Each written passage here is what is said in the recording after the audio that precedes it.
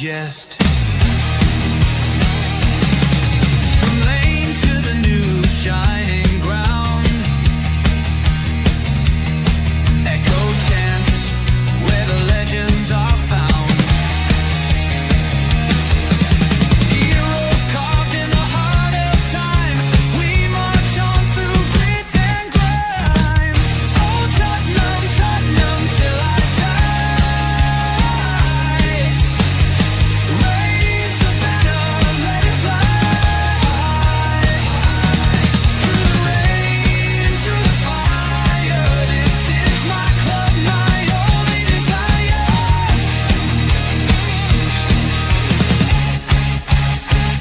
Oh Tottenham, Tottenham till I die. Raise the banner, let it fly. Through the rain, through the fire, this is my club, my only desire. Echoes of king and Greaves in the air. Every goal, the sound declares. Heartbeats pound like a drummer's song, marching forward, fierce and strong. We're the ones who rise in the clash. Numbers running in a white shirt dash. History burns in the roaring crowd. Every game we scream it loud. Tottenham, Tottenham, Tottenham till I die. Raise the banner, let it fly. Through the rain, through the fire, this is my club, my only desire.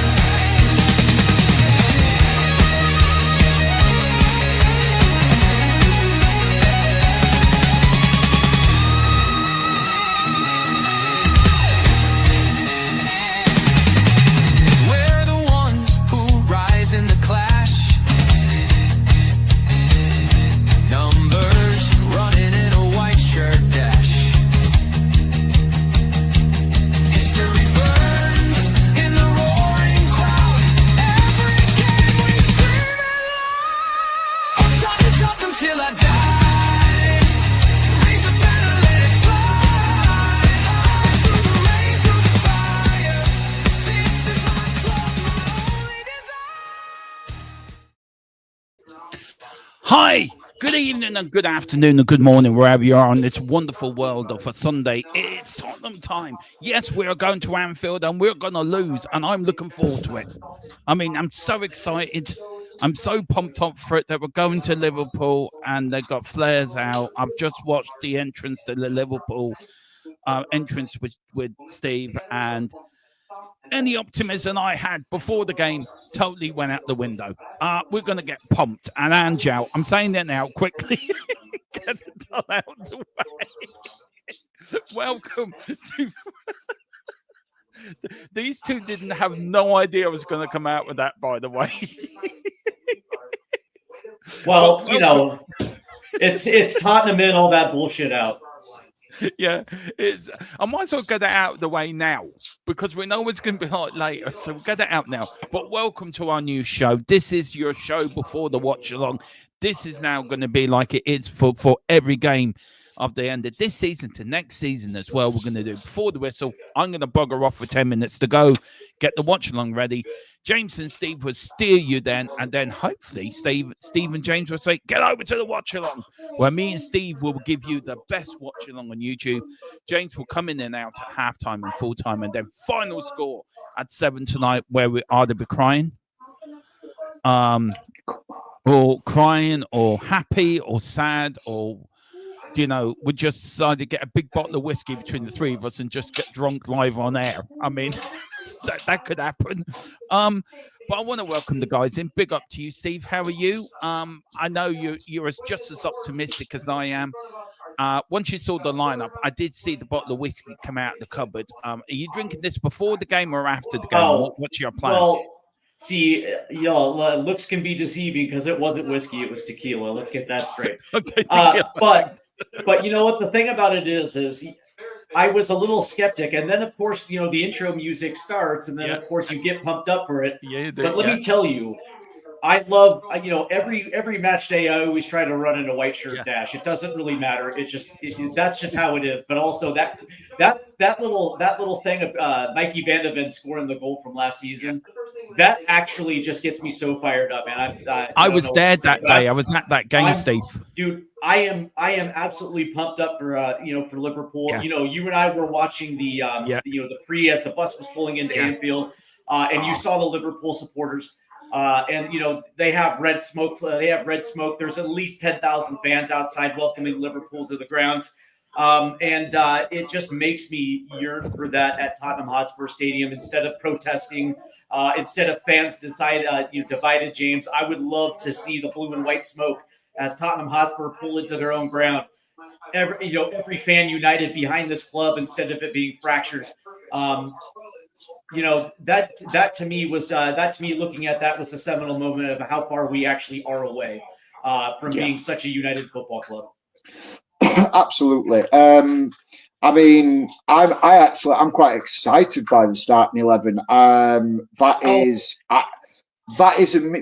midfield three is a midfield three that I've wanted to see for weeks and weeks and weeks and weeks. I think it's about time Archie Gray got given a shot in the middle of the park. Look, the defence is the defence. You can clearly tell he's thinking of the Europa League on Thursday, as Philip Brady just comes in and says.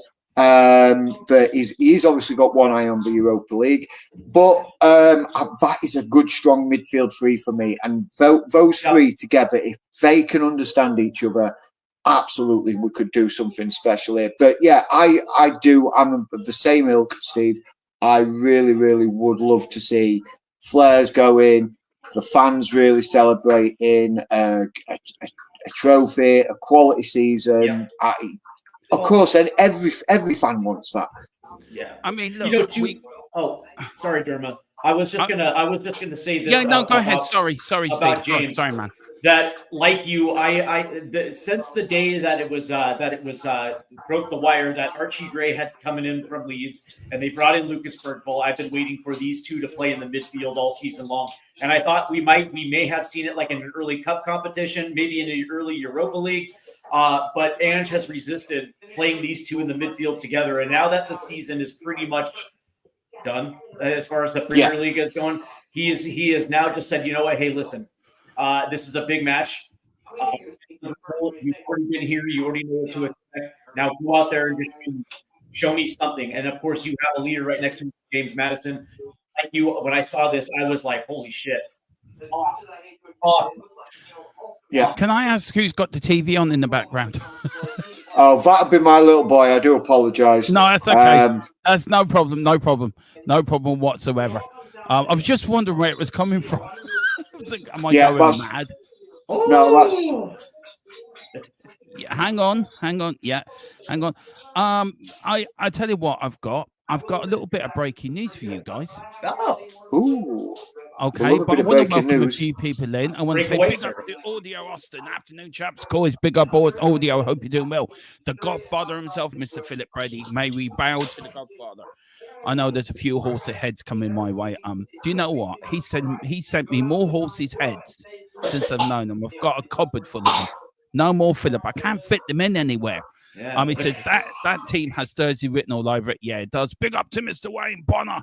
25 months or 26 months of giving support to this channel. Wayne, I want to thank you, man. I know we did it last night, but yesterday lunchtime you come over, but thank you so much. It means a hell of a lot. You were there at the start and you're still here with me now. So Wayne, thank you so much, man.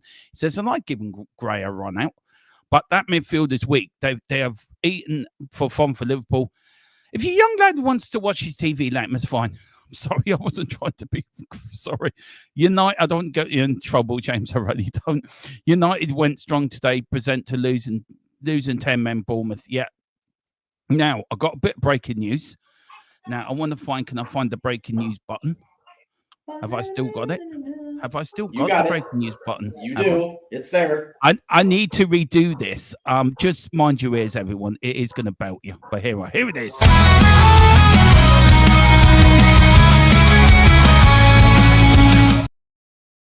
And the breaking news is Tottenham would let James Maddison leave in the summer if a bid of 50 million is met. Now, what do you think to that, guys? Good move? Was it predictable? I think it was. Look, my view on this very quickly is, how many times have we criticized James Maddison this season for being inconsistent?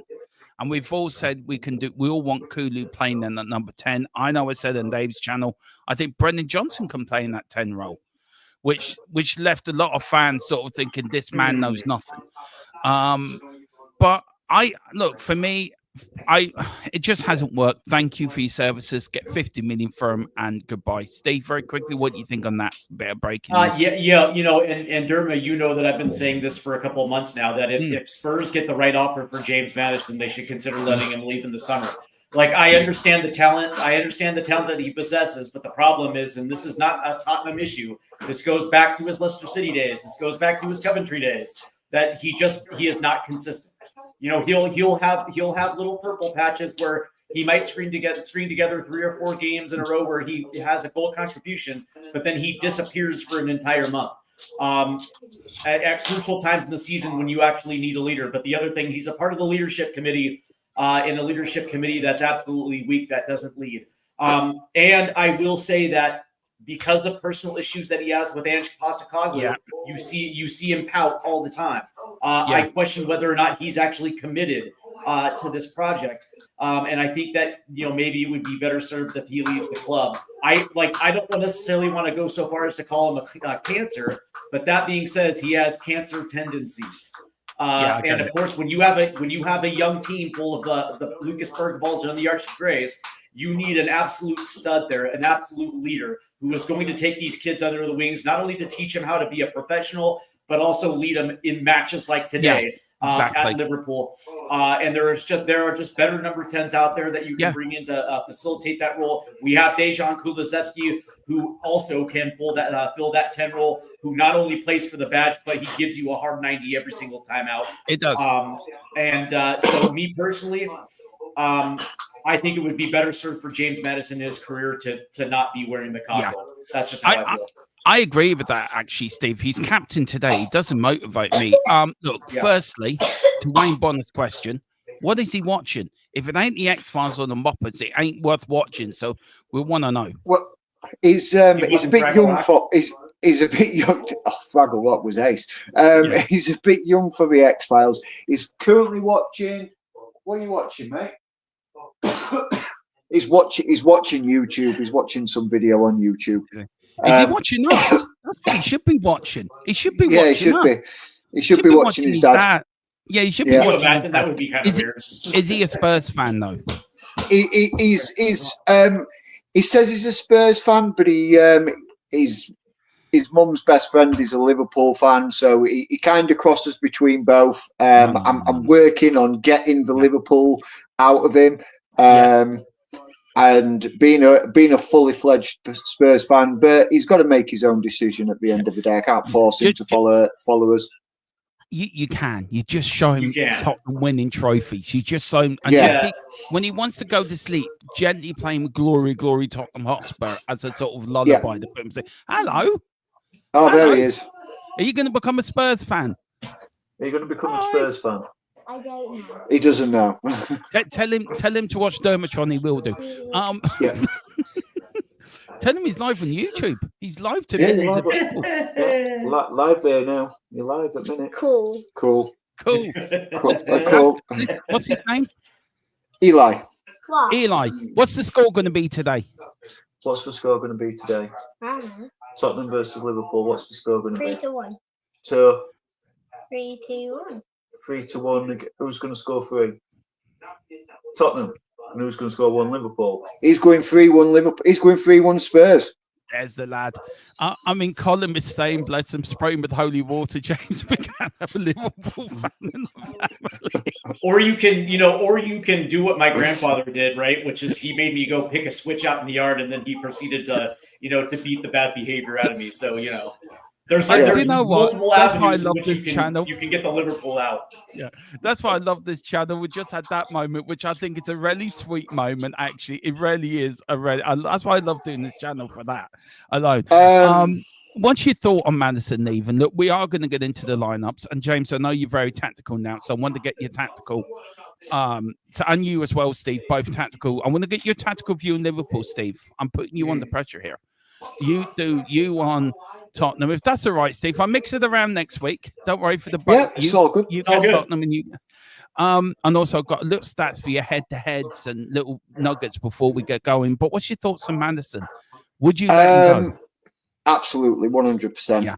I 100% agree with what Steve says. That he yes, when he turns up and he's on his own song, there's nobody better. But there's too many times, too many games where he doesn't show up, he doesn't turn up, he doesn't play, and he seems to bring the players around him down, and it's then a negative impact on the team.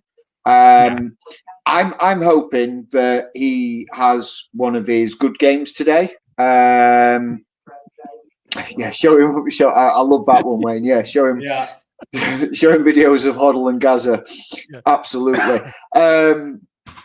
So I think, look, if we're getting 50 million, which is the exact same money that we spent on him, we should be snapping whoever's coming in with that kind of money his hands off, personally. I think it'd be a good bit of business, and we could definitely get an upgrade on that, or just pull Decky into that side. Into the middle and allow a right winger to operate as a right winger rather than having Decky playing out wide and then cutting in all the time. I agree. Well, listen, this is the head-to-head between Liverpool and Tottenham. Liverpool are unbeaten in their last 15 home games against Tottenham in all competitions. 1-11 drawn 4, winning the last 3 while scoring 4 goals each time. Tottenham have won just 2 of the last 24 Premier League meetings against Liverpool, drawn 6, lost 16, with both victories coming at home. And Spurs have failed to keep a clean sheet in any of the last 18 top-flight encounters.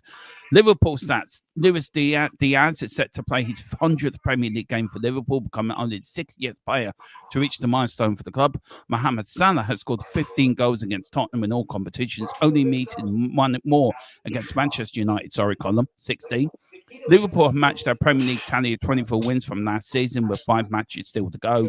And victory against Spurs would see them equal their total points tally of 92 from 23-24. Tottenham stats. Tottenham have lost, to just get better, these stats, they really do. Tottenham have lost 18 Premier League games in 24-25 under Ange Postecoglou. Only Ozzy Ardiles, God bless the King Ozzy, has lost more games for Spurs manager across a single season. The competition suffering 19 defeats, 93-94. I think we're going to beat that this season. Richarlison has scored 4 goals in his last 5 Premier League appearances, although Spurs have lost all 4 of those matches. Only Mateus Tuna, 5, has scored in more defeats than Richarlison this term. And the last one here, Spurs have conceded 10 goals against Liverpool this season, losing 6-3 in the Premier League, 4-0 in the League Cup semi-final second leg. Their last conceded more against an opponent 2013-2014 when they shipped 11 versus Man City, whilst the most goals they have let in against one team in the same season is 14 versus Chelsea in the 01-02 season. So that's all your stats, head-to-head Liverpool stats and Tottenham stats. I don't know why I read out the Tottenham stats. They're just so bloody depressing. But Steve, this is for you, man. This is you. This is go on, we're gonna play for. I was gonna say, you really know how to suck the energy out of the room, don't you, Jeremy Toronto? Stats. Good lord, dude. Now all of a sudden, I'm depressed. I put them stats together last night, right? And I was playing. I was listening to Nova, which is a rock radio station over here in the background. It's a really good radio station. I would recommend you guys, if you've got a radio station that lets you listen to stations around the world, pick Nova. Nova's very good. And I was thinking that, and there was headbanging to a song. I think they had Guns N' Roses or Bowie, some Bowie song, and I was there just putting away. I looked at them stats and I went, why am I bothering? Just, but Steve, this is you, man. This is your time to shine. This is where we put your tactic genius to stand. This is the Liverpool lineup. Do you want to go through it? And how do you think Liverpool will set up today against Tottenham Hotspur? Yeah. So starting with their back five, obviously their goalkeeper Allison, who's an absolute stud in net, gets run out there, and arguably this is one of their biggest matches. They get to clinch the Premier League on their home field, and they're playing an 11 that I expected them to play. You're going to have Robertson and Trent Alexander-Arnold as the fullbacks. You're going to have Konate and Van Dijk as their center back pairing. You're going to get Slobosai at the 10 with Gravenbach and McAllister playing in a double pivot, at least to start the lineup. You're going to have Louis Diaz up top with Salah and Gakpo manning the wings. But the interesting thing about this is when they attack, it almost feels like Arne Slot and Enzo Maresca kind of play in the same manner. Whereas they're attacking up the field, depending on which side of the field they're playing down, they're going to have one of their wingbacks bomb down the field, whether it's Robertson or Trent Alexander-Arnold. They do like to attack off the right with that combination of Alexander-Arnold and Mo Salah, with the other left back inverting into the middle of the field, creating that double pivot ahead of the two center backs. So essentially, what they'll end up doing is you're going to see McAllister float a little bit higher with Slobosai as they run, somewhat of two high tens as they're attacking with both wingers, Cody Gakpo and Salah, if they want to switch. And it's essentially looks like it almost feels like it's a 2-4-2-2 moving up the field. But on defense, as they're moving numbers back, they almost look like a 4-4-2 with two lines of four collapsing in the mid. And essentially pushing everything out to the wings, where you're going to have a combination of whichever winger, along with Trent Alexander-Arnold manning the wing. So they're incredibly tough moving back on the ball. They are very resolute. They're very compact defensively. They don't allow anything really to move through the center of the pitch. They generally like teams. They essentially dictate how teams are going to attack them because they collapse in the mid. So, passing lanes, trying to find those passing lanes in the middle of the field probably won't be there. But what makes Liverpool so good is their ability to press. And they do it in such a resolute way with essentially two red shirts on the ball at any point when a pass gets made. They generally win the ball back, and then they absolutely break. And so this is going to be pivotal for Ben Davis and Kevin Danso to be tactically alert, because they will play balls over the top if you're not careful, right? So this is going to be such an absolute monster test today for Destiny Udogie on the left and Jed Spence on the right. They're going to have to be tactically aware because Liverpool will test them. But the one thing that I also will say is, when Liverpool does build and they get numbers forward and they slow down the attack, and when they're playing that ball back to their center backs, both Van Dijk and Konate will put balls into the box. They have no problem testing back lines, and because they're such good passers and because they can break lines, it almost has the effect of attacking with Slobosai or McAllister running into the box, because it stretches lines. They're just so unbelievably good on the counterattack and in the build-up. There's a reason why this team essentially has ran away with the Premier League, because they're so consistent in everything they do. When I look at how Tottenham sets up, they're going to have to be brave. They're going to have to take chances, and they're going to have to actually get back to something that resembles Ange ball in order to test this Liverpool defense, because again, they just stay so compact in what they do.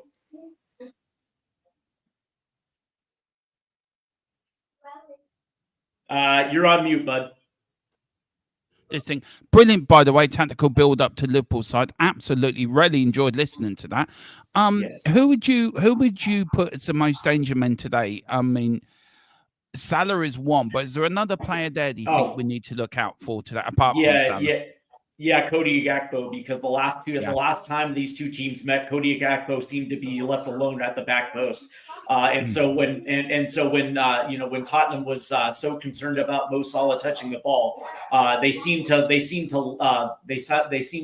sight of Cody Gakpo, who all of a sudden would just appear at the back post and he was just there for tap-ins. So for me, Cody Gakpo is probably going to be that X factor. We know that what Trent Alexander-Arnold can do in the attack because he's also a very good marker with the ball. His crosses in are pretty dangerous, but also pay attention to Dominic Slobosai because if you guys remember in that second leg at Anfield, that dude was absolutely gutting this Tottenham defense. 1v1. Dominic Slobosai is an absolute monster, but also Louis Diaz can wreak havoc as well too. But defensively, it's going to be will we have anybody that will test Virgil van Dijk? That's the question. That is the question. But no, brilliant, Steve. Really enjoyed that. Big up, man. And I promise you get Tottenham on Thursday. Well, the next time we do watch it, you get to do Spurs first. I am sorry you had to do that. I do apologize. No, it's fun. No, it's fun, right? Because there's a reason why Liverpool is where they are. Yeah. And what's so funny is like you look at the name Mo Salah and you see Virgil van Dijk and you see the stars, but what this team is such filled with guys that absolutely understand the system and play it to a T, and that's why everyone on this starting 11 looks dangerous. Yeah, look great.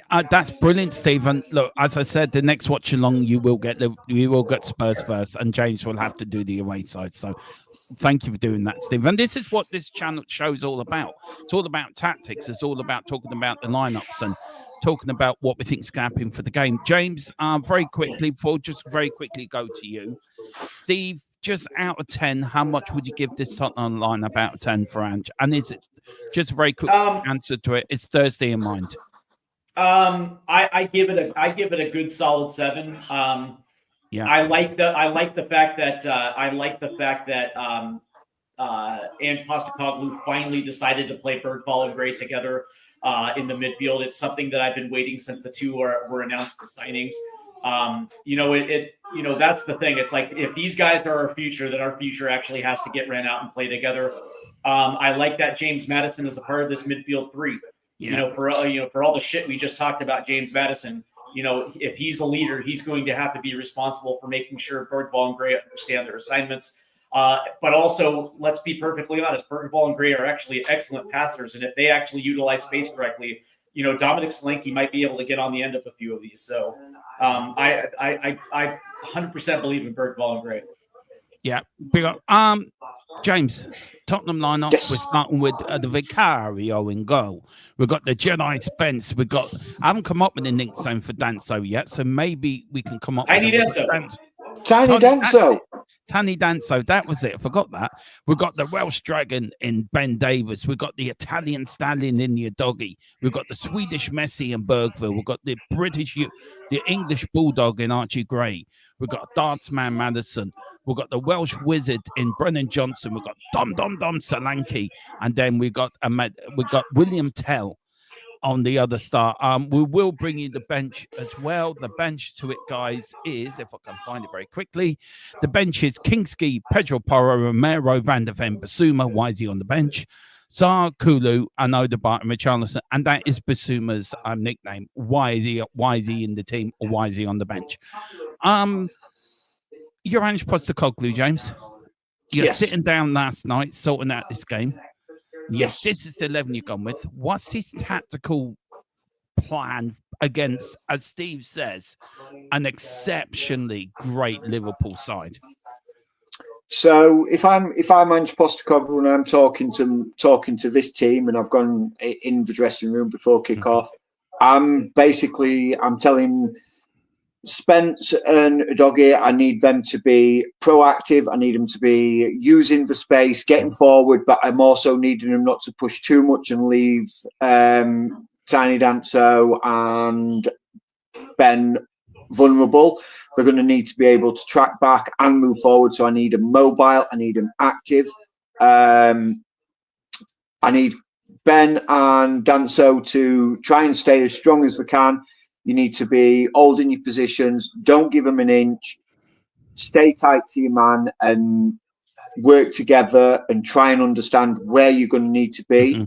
The midfield three, now, like me and Steve were saying earlier, I love this midfield three, actually. I mean, yes, we've just been dissing James Maddison, but I do think it is a good three. It is a three in the middle that I've been waiting for weeks, if not months, because I think I think that is probably going to be, well, at least two out of the three are going to be our midfield that's going to take us forward.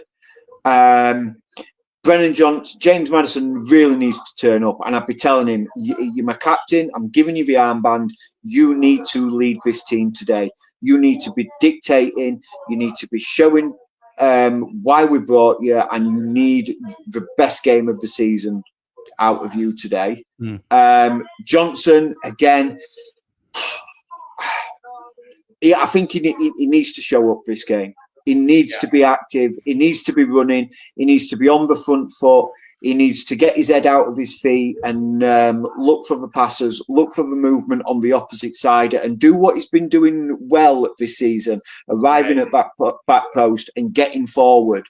But he's also got to pick up some defensive duties, because you can't expect Jed and Udogie to be doing it. And that's the same for Matisse Tell as well. I think he's getting a few games now, Matisse Tell, and yes, against Nottingham Forest, he didn't score, but he looked threatening, he looked positive, he wanted to try and influence the game out there, and I think that's what we need from him today. Give these wide men the ball and get them moving forward, and hopefully with Maddison behind supporting, we'll be able to get that ball to Big Dom, and just what I want from Dom is I want him staying further forward. I don't want him dropping deep. He's not mobile enough to be coming deep and surging forward. He needs to be basically sat on their last man, literally all the game. Don't come back unless we're defending and we really are needing him back to help defend. Sit on that Liverpool last man. Get on them. Make them keep a man back, because you are staying forward, Dom. Don't sit back. Don't come back. We need an out. And if you're our out, then we've got that ability to be able to get the ball up to Dom, and then Tell and Johnson surging up the wings. He enables that ball to then open the play up, spread that play, get out wide, use the width, and then Dom can get forward, and either with Tell or Johnson whipping a ball in, either Johnson arriving or Tell arriving with Dom in the middle. And I think it'll give us that ability to stretch Liverpool a little bit. Liverpool are going to be a tough nut to crack. This is not going to be an easy game for us at all. At Anfield, Premier League's on, obviously, one hand on the trophy for Liverpool, and we need to be the party poopers today. That's what we need to do, and that would be my underlying comments to the team. We need to ruin the Liverpool party today.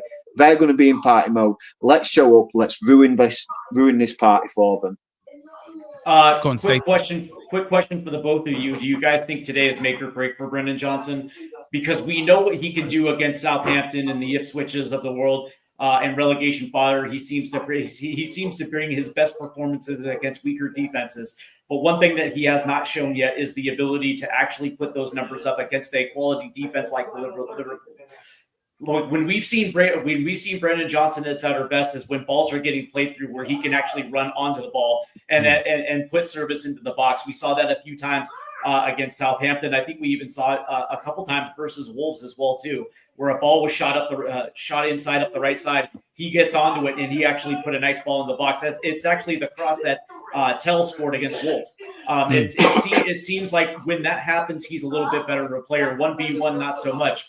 But I would think that if the underlying narrative is that some of these guys are interviewing for next season, like this actually has a potential to be a big make or break moment for Brendan Johnson moving forward. I agree. So go on, James. You go first. Go on, man. I would say, yeah, I agree. I think Johnson is gonna basically be playing. Is he a starting 11 next season, or is he a subman next season? I think that's where I am on this. Is he going to be a key player for us next year, or is he just going to be impact sub? That's my opinion on Johnson. Look, for me, Brennan Johnson last year at Liverpool went hiding. And any big game we've had, he's hid. So he needs to show more commitment and more, I think, courage that he can do it against the big clubs, that he can play against them. You are right, Steve, when you say he is a relegation type player. I get that, and I get the point you get. But look, I am his big fan. I do believe in Brennan Johnson will come good. I just believe players develop at different times in their career, and Brennan Johnson will come there, will get there one day. But you are right to say against the likes of relegation sides, he's always there. Against the sides of Man City or Man United or Liverpool, he hides. Arsenal, he hides, and he's got to stop doing that. I think it's a confident thing. I think he's not confident in his ability against these sides where he has the talent. So he should, and you should be saying to him, look, I believe in you. Maybe he's one of these players that need his arm around his shoulder, that I believe in you. I know you can do, and send him out there full of confidence. And then maybe he may say, do you know what? I don't need to hide against these teams. I don't need to hide. Maybe I can go out and prove I'm the best player in the world. So that's my view of it. We've got another bit of breaking news as well, guys, on Eze of Crystal Palace. Steve, I want to get your thoughts on this straight off. Two clubs are pulling away at the moment for Eze signing a Eze going across the bottom of the screen, guys. Current favours are them lot down the road to sign the talented player, but Tottenham are hot on the heels of Tottenham Hotspur. Steve Eze, saw his goal yesterday. When I saw him score that goal, I turned around to Mrs. Tron and say, I want him at Tottenham Hotspur. Yeah. I want that player at Spurs. Is this a player we need to really go out and get? Is he a replacement for James Maddison? Oh, without a doubt. And if there was a player that was tailor-made for Tottenham Hotspur, it's Eberechi Eze. Just in his technical ability, he fits the player profile of what Ange Postecoglou likes as a 10, but he's also a scorer as well too. He knows how to create his own space to be dangerous, and he actually works well with his striking partner as well too. He has that ability to understand the movement of his strikers and his wingers, and he always seems to put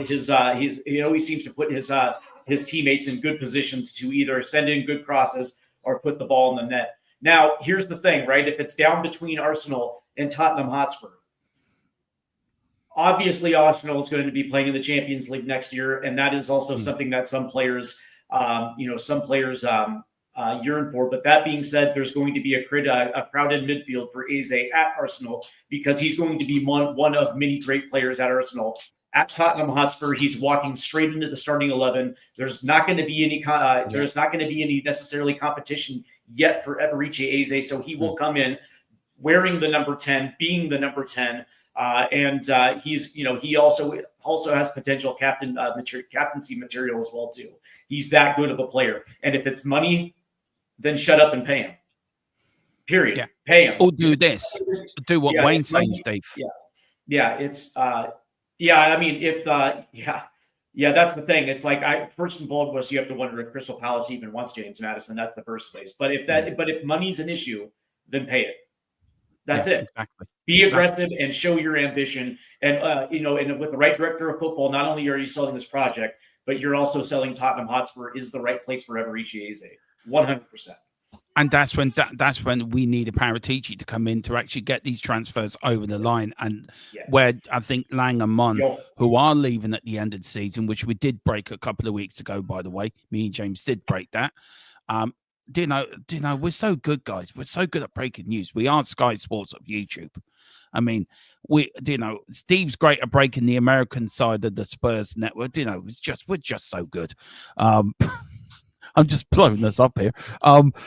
Look, I agree with everything Steve says, actually. There's nothing really I wouldn't agree with. I actually do agree with it. But this from Wayne Bonner James, give cash plus Maddison for Eze. But is James right? Is Steve right? Just pay the money. And then also, is Steve also right? If you've got a proper director of football, like a Paratici, he will be able to sell Tottenham to Eze. Absolutely. And again, Steve's spot on. He walks into the first team. So, is Eze a player you would like at Spurs? Oh, God, yeah. I wanted him last year when we were tipped with him before we signed Maddison. I think he is. The thing is regardless of whether or not Ange's here next season, he's perfectly built for the Ange Postecoglou system, but he's also perfectly built for the Spurs system. And I think for someone like him who sits behind but can also drive forward and arrive late in the box and still, I mean, what's he got this season? 10, 11 goals this season with at least 15, 16 assists, I think it is. I'm not 100% sure on his actual stats. I haven't followed him that closely this season because I was too let's have a look here. So 4 goals, 8 assists this season, sorry. So, but is there or thereabouts. He might not score and he might not assist, but he plays with his heart on his sleeve. It's 100% all the time. And I think that is the quality of player that we need. And somebody who's going to show up week in, week out, week in, week out. Look, if Crystal Palace wants 75, 80 million for him, we need to be paying 75, 80 million for him. If they want 100 million, that shows intent. That shows that we are committed to improving that team. But this is just quickly, and you talk about consistency, and you look at his player ratings over the course of the last couple of weeks. Against Fulham, 8.7. Against Southampton, 7.2. Against Brighton, 8.5. Against City, 7.5. Against Arsenal, 8.1. Villa, 8.3. What that shows me is that dude is consistent. He shows up week in, week out. And yes, there are going to be times where defenses, try to lock in on him. But that being said, you don't have to worry about, what's happening with James Maddison, where he picks and chooses when he wants to show up. Eberici Eze, just like Dejan Kulusevski, plays hard and shows up every single week. And that's exactly what we need at Tottenham Hotspur. Yeah, just 100%. A quick question. Just on today's FA Cup semi-final from yesterday and the semi-final today, did Eze, for you, put himself in the shop window yesterday for how he performed? And the Palace manager, did he put himself in the frame to become our new manager? And I go with Steve to the top one, then you, James, just on today's game. If you want time to think about that, Steve, I can quickly go to James if you want time to get your answer. But just very quickly, James, on today's semi-final, who do you think is going to win? Because Nuno, ex-Spurs manager, if he gets to an FA Cup final, it will be another manager that's managed Spurs that's gone on somewhere else to be successful. How much would that hurt today, see Nuno getting Forest to a final? Oh, it would be a big hurt. It would be a big hurt seeing Nuno get to final. Look, I mean, Nottingham Forest are more than capable of beating Manchester City on the day. But Manchester City can sometimes take it to another level. I think it's going to be a close game, to be fair, and it could go either way. But if you ask me to put my money where my mouth is, I would probably going to say that Man City will nick it 2-1. But I think, I mean, Nuno's done absolutely phenomenal at Forest. You can take nothing away from him. Take nothing away from him. He's done really, really well. And it was. I think it was a knee-jerk reaction when Spurs got rid of him, and I think it was because of the ability to be able to bring in another manager that was a bigger named manager. We'll say not a different manager, because we could have brought in any manager at the time, but it was a bigger name, and I think that's the reason as well why I think Nuno was let go.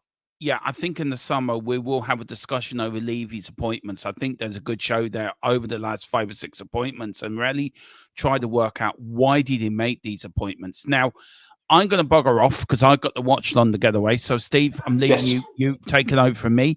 Just on the question, I'll leave you with this, you two boys to discuss. Eze yesterday, did he put himself in the shop window? Secondly, is there any other Palace players you would take at Tottenham? And thirdly, the manager. Do you think he'd be a good fit at Spurs? Do get over, Ron. at 4:25 for the watch along. I'm sure the guys will tell you to bump or over. Wayne, I'm always humble. I'm never ever nothing but humble. Yeah. Right. So On that yeah, and of bombshell, course, yep. see you later. See you over there, guys. Yep, we have about like a good 8 minutes until we have to move over to the watch along. But I will just say this: that in a massive semifinal with Crystal Palace that doesn't win a lot of trophies to begin with, Eberici Eze scores a massive goal to help us secure a 3-0 victory and move themselves 90 minutes away from an FA Cup, which would be huge for Crystal Palace. But to to answer your question, if Ange Postecoglou wins the Europa League, you have to bring him back in the name of continuity and stability. You can't keep chopping and changing the manager. And I said this on the Irish Hotspurs this morning, where, listen, every single time that you change a manager or you change a director of football operations, you change the identity of the club. It happens, right? Because new people come in, they have a vision of what in the way the football club should be ran, should be the style of football they should be playing. And every single time that happens, new players have to come in, and any stability or continuity you built to that point gets thrown out the window. And I don't think Spurs can afford to do that again. So if Ange Postecoglou delivers their first European trophy since 1984, he has to return for his third season. Yes, you can bring in Paratici to help bring in better players. But as far as the fit for Oliver Glasner, the question to you is Daniel Levy going to have heart eyes over Oliver Glasner if he wins the FA Cup? I would probably think yes, he probably would. Right? I mean, you remember the love affair he had with Jose Mourinho. I would probably assume, coming off the heels of an FA Cup win for Crystal Palace, a club that just does not win a lot of trophies, that he would probably be infatuated with Oliver Glasner. And that would just be that's just my take on it. I think Daniel Levy just falls in love with the flavor of the moment. Yeah, I agree, Steve. I think if Crystal Palace go on to win the FA Cup, then there is no shadow in my mind that Daniel Levy will be making moo eyes at him and trying to figure out how we can lure him to the club. I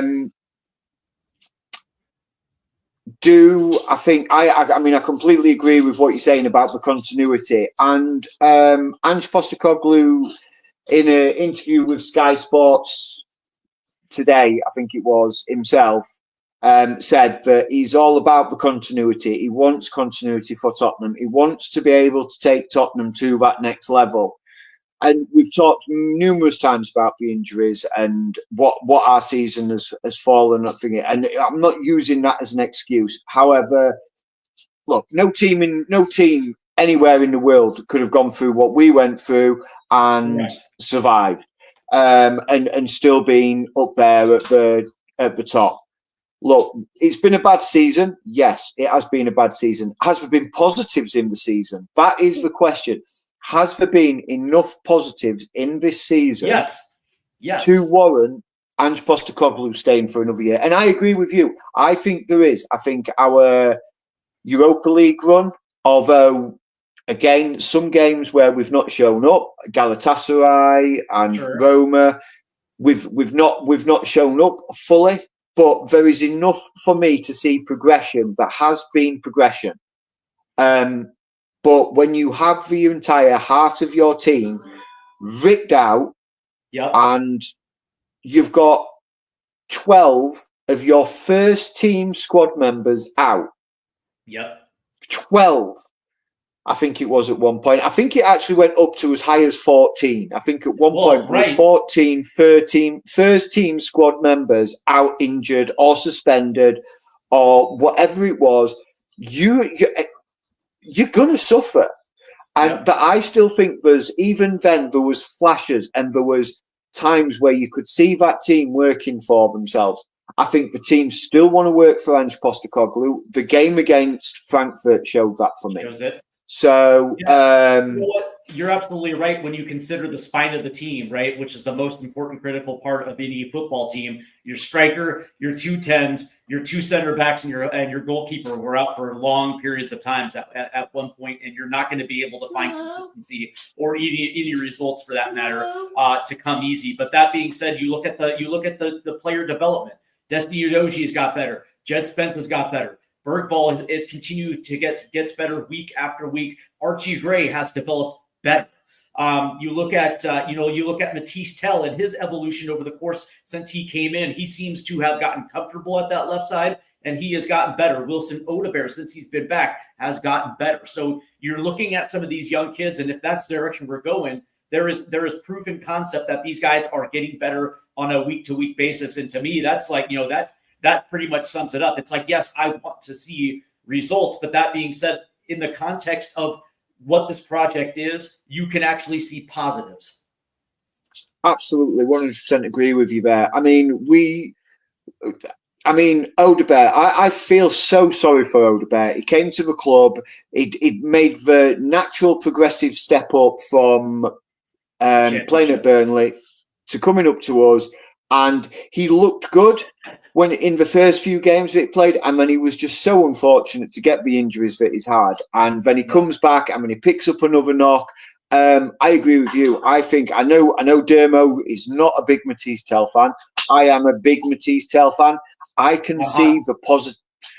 I'm hot and cold with Matisse Tell. I can see the raw talent, and I can see the ceiling. The biggest problem is that Ange Postecoglou's attack is reliant on 19-year-old kids in order to carry the load, and they just don't have that ability right now. I guess that's the call for more experienced wingers where they can develop without the pressure. But hey, James, we are about a minute away from ending the pre-match. Is there anything that you want to say before we head over to the watch along?